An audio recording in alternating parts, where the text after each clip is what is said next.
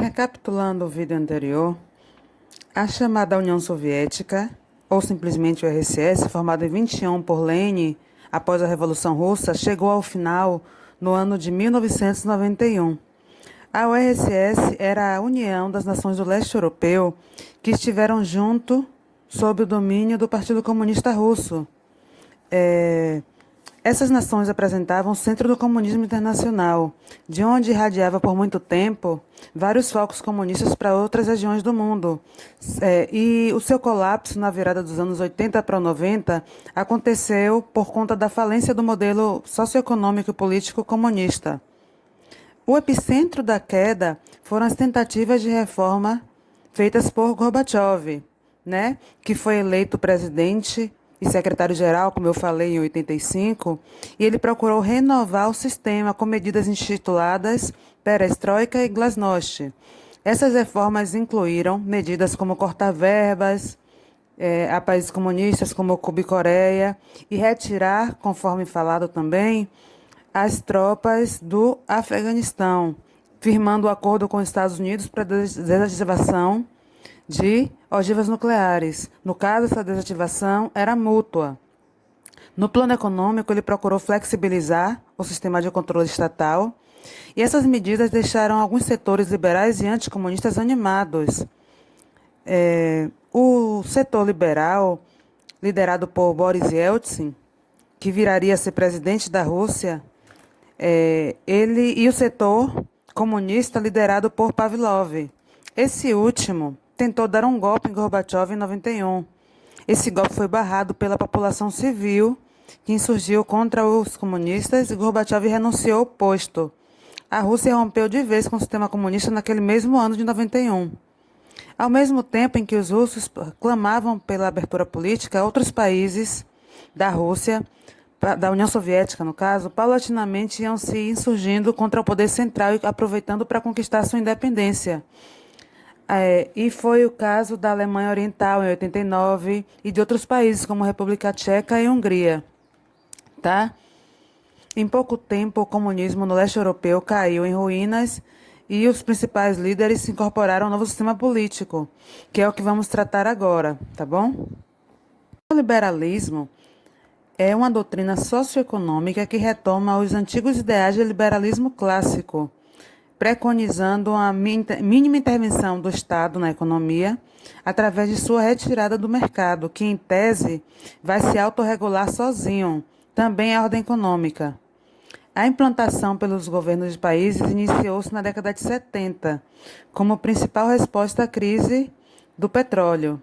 Os neoliberais combatem principalmente a política do bem-estar social, um dos preceitos básicos da social-democracia, E um dos instrumentos utilizados pelo keynesianismo para combater a crise econômica desde 29.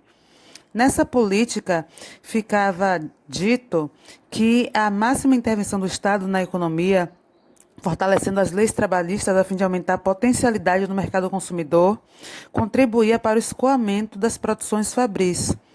A crítica direcionada pelo neoliberalismo a esse sistema é a de que o Estado forte é oneroso e limita as ações comerciais, prejudicando aquilo que eles chamam de liberdade econômica.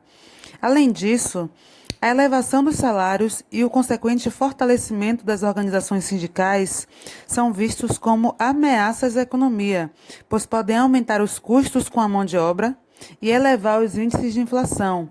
Dessa forma, os neoliberais defendem a máxima desregulamentação das forças de trabalho, com a diminuição da renda e a flexibilização do processo produtivo. Outra premissa básica do neoliberalismo é o desaparelhamento do Estado, ou seja, as privatizações. Nesse contexto neoliberal, defende-se que o Estado é um péssimo gestor e que somente atrapalha o bom andamento das leis de mercado, que seria gerido por uma mão invisível, anteriormente defendida pelo liberalismo clássico, e que funcionava pela lei da oferta e procura, bem como pela livre concorrência. Nesse sentido, a função do Estado é apenas garantir a infraestrutura básica para o bom funcionamento e escoamento da produção de mercadorias, bem como a intervenção da economia em tempos de crise. Os Estados Unidos e a Inglaterra foram não tão somente as primeiras nações a implementarem essa doutrina, como também se responsabilizaram por disseminá-la pelo restante do mundo. Em alguns casos, como no caso chileno, foi imposta por meio do fortalecimento do regime ditatorial local. Em outros casos, o neoliberalismo foi colocado como alternativa a países dependentes e com economias em crise ou fragilizadas, como o Brasil, e apoiadas pelos sistemas ditatoriais em todos os países em que esses sistemas existiram, como aqui no Brasil no período da ditadura. No caso brasileiro, os anos 90 foram marcantes para a implementação do neoliberalismo, através da privatização da maioria das estatais que existiam, com destaque para Vale do Rio Doce, Telebrás e Embratel. Além de se comportar como uma corrente econômica, o neoliberalismo age também como um padrão social de comportamento. A implantação, em associação ao regime toyotista de acumulação flexível, preconiza a individualização do comportamento, sobretudo no campo profissional, o que é amplamente difundido pelas concepções de empreendedorismo. Por esse motivo, o neoliberalismo é alvo de constantes críticas, sobretudo pelo processo de desregulamentação das forças de trabalho e pelo enfraquecimento ou aparelhamento das forças sindicais, o que se traduziu em uma diminuição gradativa dos direitos trabalhistas e no padrão médio da vida de classe trabalhadora em todo o mundo.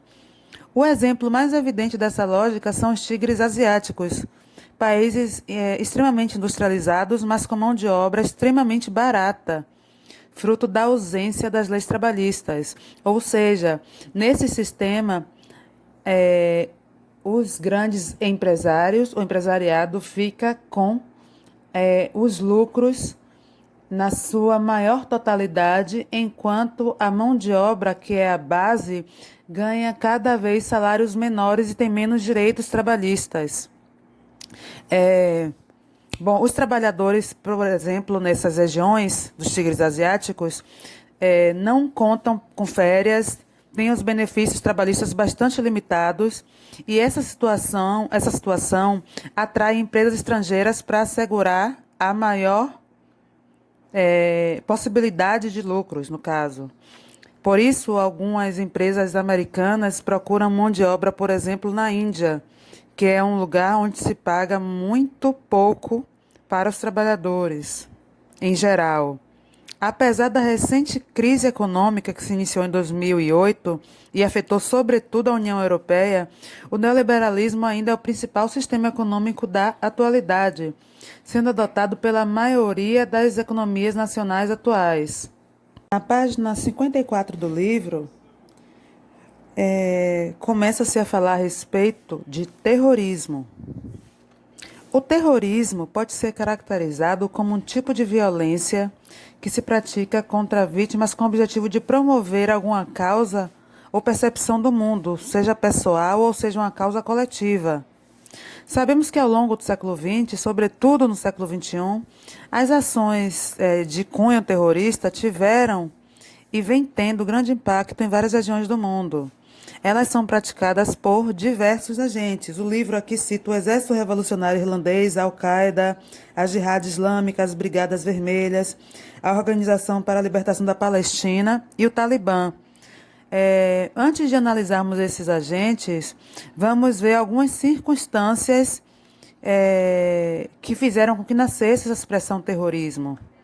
A palavra apareceu pela primeira vez em um livro chamado Cartas sobre uma Paz Regicida, do filósofo irlandês Edmund Burke. Nesse livro, ele critica a Revolução Francesa como um período de terror, o período em que os jacobinos estiveram no poder, no caso, e classifica como terroristas as perseguições e sentenças de morte na guilhotina. Entretanto, com o tempo, esse termo passou a disseminar por outros países e a ser empregado em outras situações, como a situação de guerrilha e de guerra irregular. A guerrilha teve origem, como conhecemos hoje, na Espanha, no início do século XIX, quando a Península Ibérica foi invadida pelas tropas de Napoleão. A resistência da Espanha fez foi feita de forma não sistemática, sem recursos e sem estratégias militares convencionais. Ao contrário, foi feita de modo irregular, incluindo emboscadas, ataques com armas improvisadas, sabotagens e sequestros, por exemplo. Esse tipo de tática seria bastante utilizado em vários outros países, por grupos de diversas orientações ideológicas, desde comunistas e anarquistas até nacionalistas e separatistas. Porém, a diferença é que esses grupos passaram a incluir em suas ações atentados a inocentes, e fora do campo da guerra irregular. No fim do século XIX, foi comum em algumas regiões europeias a ação terrorista de indivíduos ligados ao anarquismo. É, de modo semelhante, muitos grupos comunistas de transição do século XIX para o XX, sobretudo os bolcheviques, que fariam a Revolução Russa em 17, valeram-se de métodos de guerrilha e terrorismo também. Nas décadas que se seguiram, após a Segunda Guerra Mundial principalmente, muitos focos revolucionários que se valiam desses mesmos métodos apareceram. Podemos citar as Farc na Colômbia e a ALN no Brasil. No século XX, houve já uma variação nacionalista e separatista do terrorismo. Um caso emblemático foi o grupo Sérvio Mão Negra, né, que aconteceu aquela situação que ele assassinou o arquiduque do Império Austro-Húngaro, que terminou desencadeando a Primeira Guerra Mundial. Outros grupos compõem também esse tipo de terrorismo, como o ETA na Espanha e o IRA na Irlanda. O caso do terrorismo islâmico é um pouco mais complexo de ser abordado, porque houve e ainda há grupos que estão mais próximos do terrorismo nacionalista do que propriamente do terrorismo com fundamentação tipicamente religiosa, que é o caso da OLP, que é a Organização para a Libertação da Palestina, e os derivados dessa OLP, que é a Frente Popular para a Libertação da Palestina e o Setembro Negro, na segunda metade do século XX. Por outro lado, no final do século XX, no início do XIX, no final do XIX, desculpe, e no início do XXI, surgiram os grupos terroristas no Oriente Médio que realmente fundamentam suas ações em premissas religiosas do Islã, como a Jihad e a Sharia, né? E esses grupos têm por alvo todos aqueles que não se ajustam à interpretação que eles dão às premissas religiosas. Os grupos mais impactantes que representam essa diretriz são o Al-Qaeda e o Estado Islâmico. O início do século XXI ficou marcado com as imagens veiculadas ao vivo pelas emissoras de TV, retratando o atentado do 11 de setembro, né, de 2001. O próprio quartel-general do Exército norte-americano, o Pentágono, também foi atingido por um desses aviões, levando o governo recém-impossado de George Bush a declarar guerra ao terror. Essa guerra não estava direcionada a um país específico, mas à prática de ação pautada, ação política, no caso, né, pautada em atentados terroristas.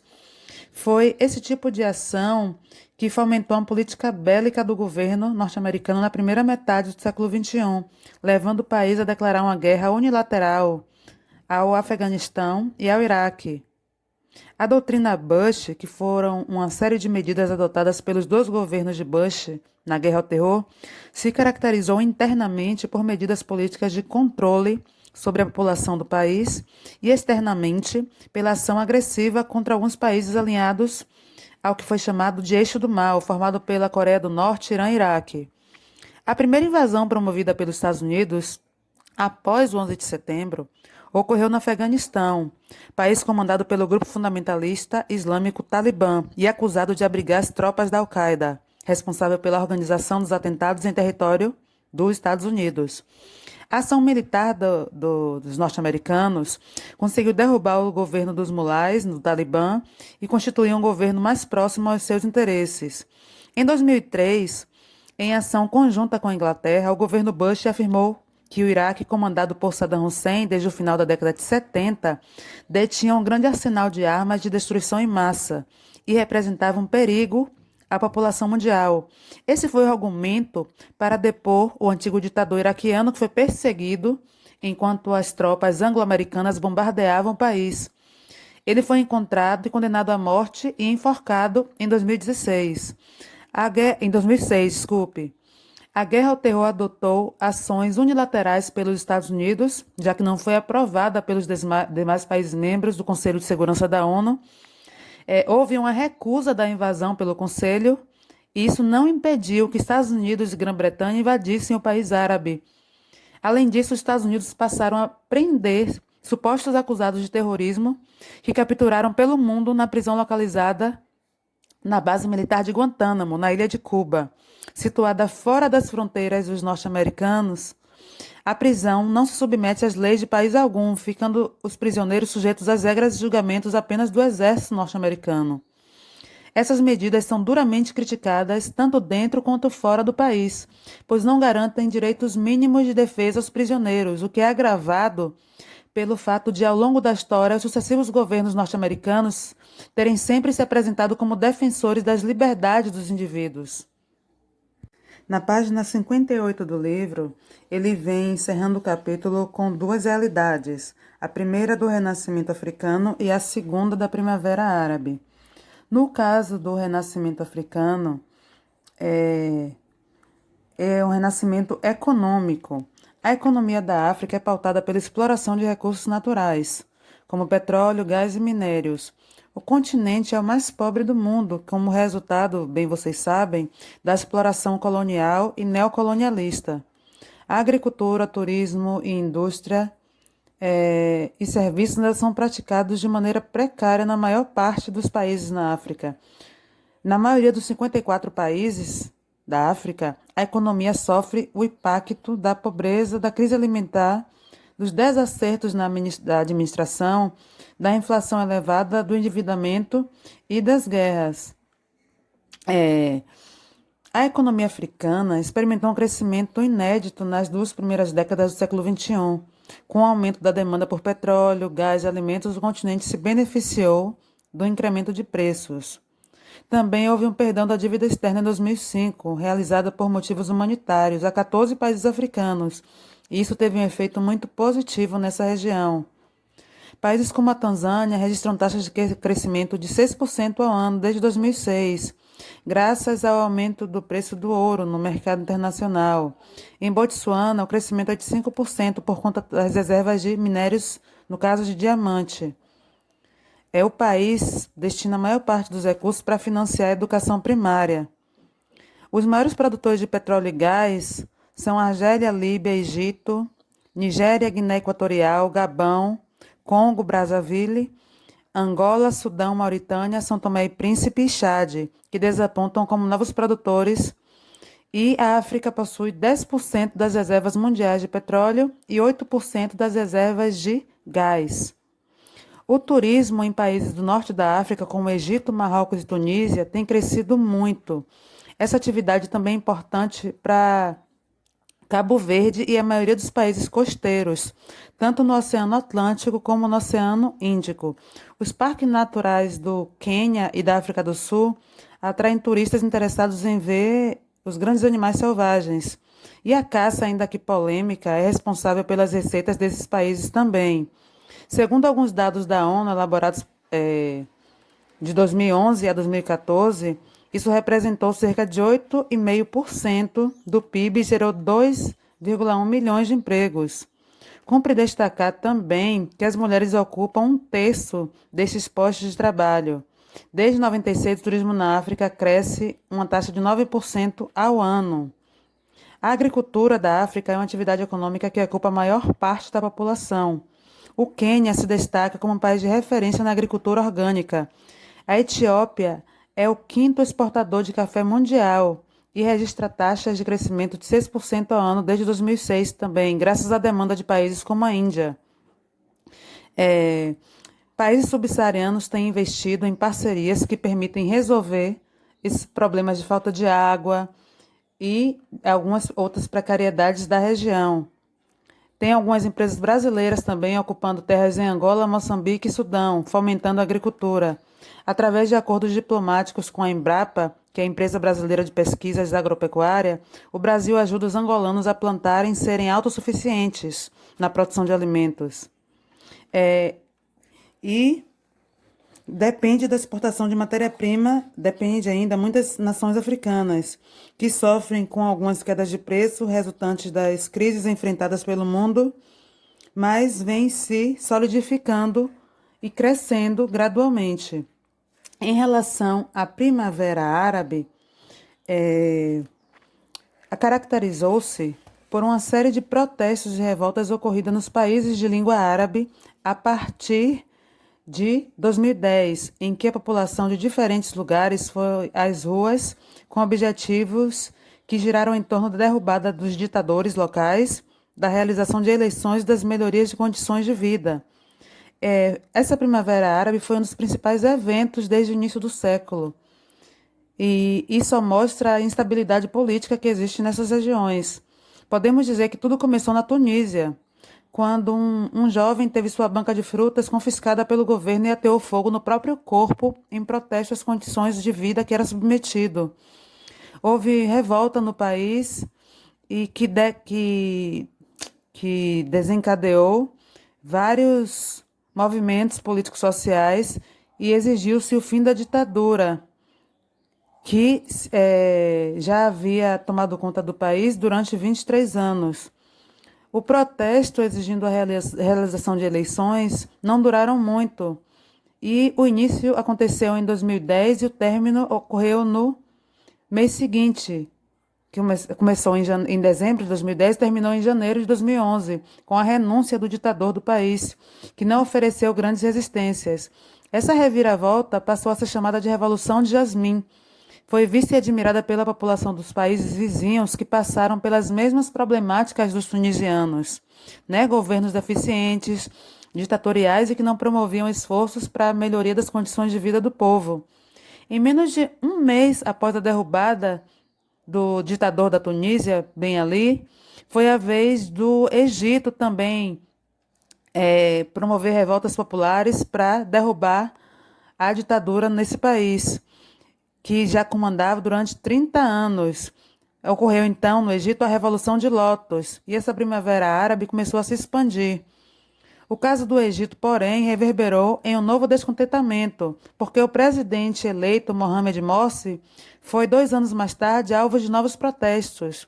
Com isso, em julho de 2013, sob a ação do exército egípcio, o governo sofreu aquilo que acusou de ser um golpe militar.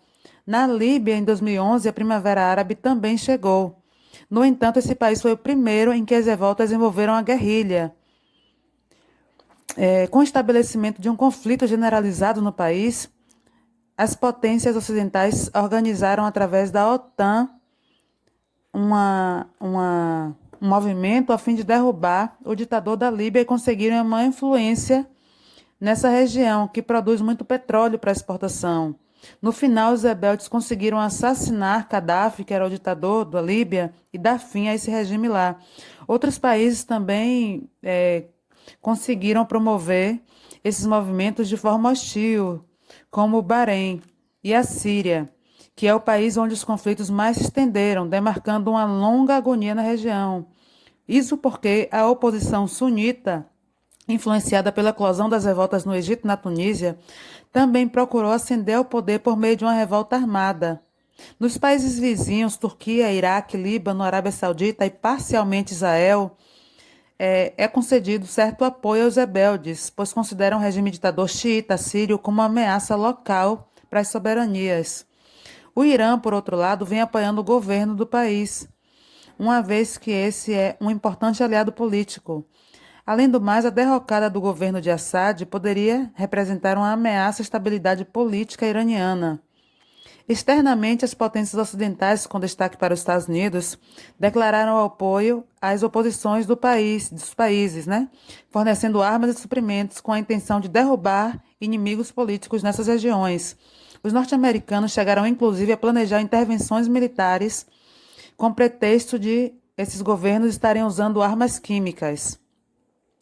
Além desses casos principais, a Primavera Árabe também atingiu outros países, como Marrocos, Iêmen, Argélia, Omã e, em menor grau, Arábia Saudita e Jordânia. Em alguns locais, eleições e reformas ocorreram. Em outros, os protestos foram estrategicamente contidos. De toda forma, é preciso considerar que a situação da região do Oriente Médio e do norte da África deflagra cada vez mais a impossibilidade de se manter a paz e a harmonia em espaços marcados pelo imperialismo e pela dominação das minorias sobre as massas. Aqui a gente encerra o capítulo e eu peço que vocês, assim que possível, vão fazendo as atividades do módulo e me enviando as dúvidas através do aplicativo ou através do e-mail também, tá bom? Ficamos por aqui.